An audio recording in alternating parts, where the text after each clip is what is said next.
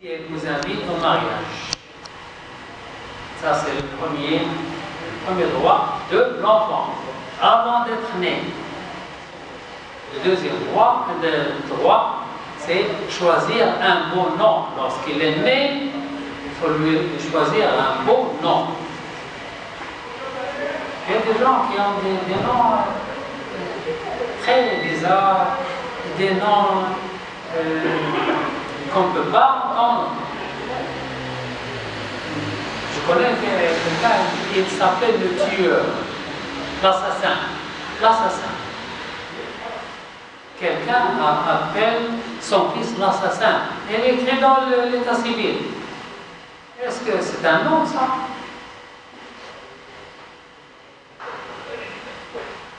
Donc, on va l'appeler avec ce nom dans le monde ci-bas, et on va l'appeler avec ce nom dans le jour du jugement.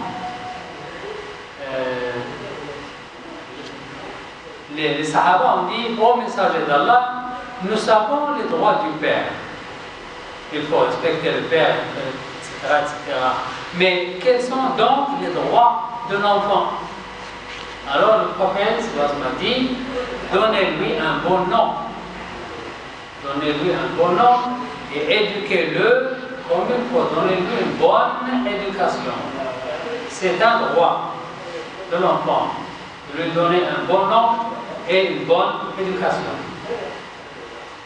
Troisième droit, une éducation à l'islamique. Allah a dit: ô vous qui avez cru, préservez vos personnes et vos familles d'un feu dont le combustible sera les gens et les pierres. Le feu qui sera allumé dans les gens et les pierres. Alors, faites attention, éloignez-vous et éloignez vos familles de l'enfer, c'est-à-dire prenez le bon chemin, Sirat Mustaqim.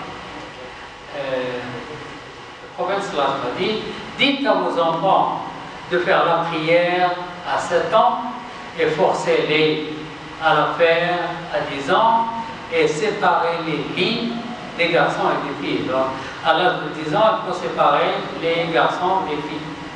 Les garçons dans un côté, les filles dans un autre. Pour ne pas avoir des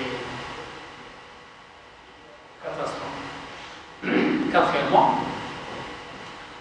une bonne enseignement. Abu Rafi, c'est un compagnon du prophète, il dit: ô messager d'Allah, est-ce que nos enfants ont des droits sur nous comme nous en avons sur eux?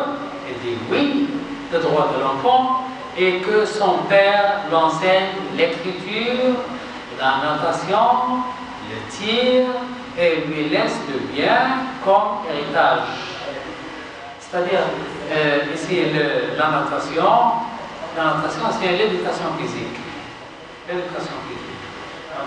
Il enseigne l'écriture, c'est-à-dire la sagesse, le savoir, et il enseigne l'éducation physique, la natation et le tir, et il lui laisse le bien comme héritage.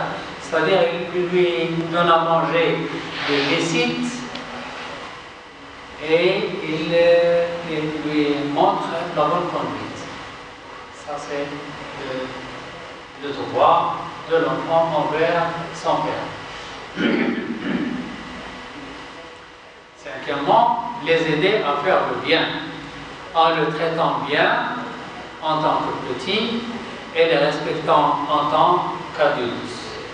On traite bien les enfants.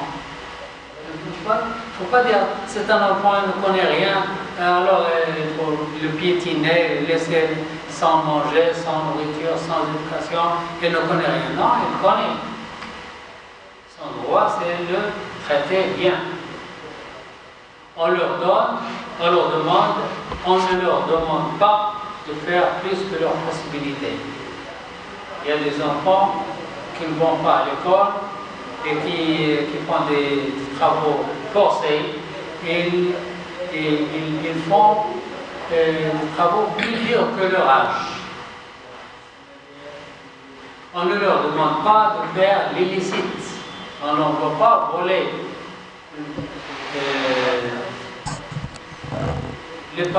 Quelques parents, on laisse leurs enfants sans éducation, les enfants volent et amènent ce qu'ils voient dans la maison, et les parents sont contents de voir des choses que les enfants ont apportées, et c'est dangereux. Il faut dire, puisque tu as ceci ou cela, il explique, s'il est illicite, il dit, rends-le à sa place. On encourage celui qui fait du bien et on pardonne le fautif et on fait semblant de ne pas voir des fois bénis. Il ne faut pas chercher les défauts des autres.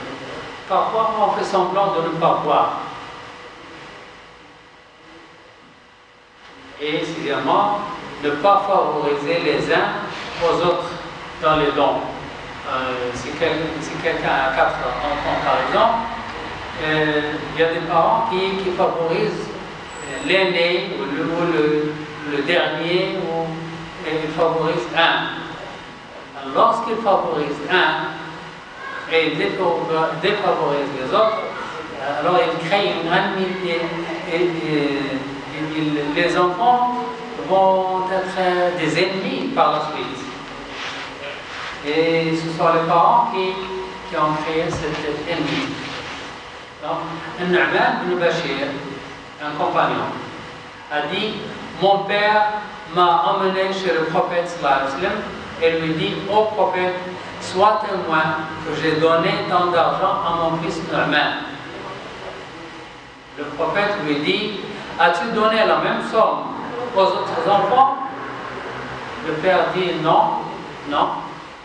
Le prophète lui dit, ne me fais pas témoin sur le blâmable.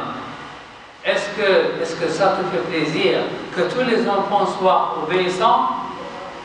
Alors, ne le fais pas. Tu veux que tous les enfants soient obéissants? Alors ne fais pas de ségrégation entre les enfants. Donne la même chose à tout le monde. Ou ne donne rien à tout le monde, pour que les enfants soient obéissants. Si tu donnes à un et tu laisses les autres vont te détester, vont te haïr. Sois juste. Tu veux qu'ils t'aiment tous la même chose, alors sois juste envers les enfants. Septièmement, l'aider à choisir la future femme sans le forcer à choisir une femme précise. Aider.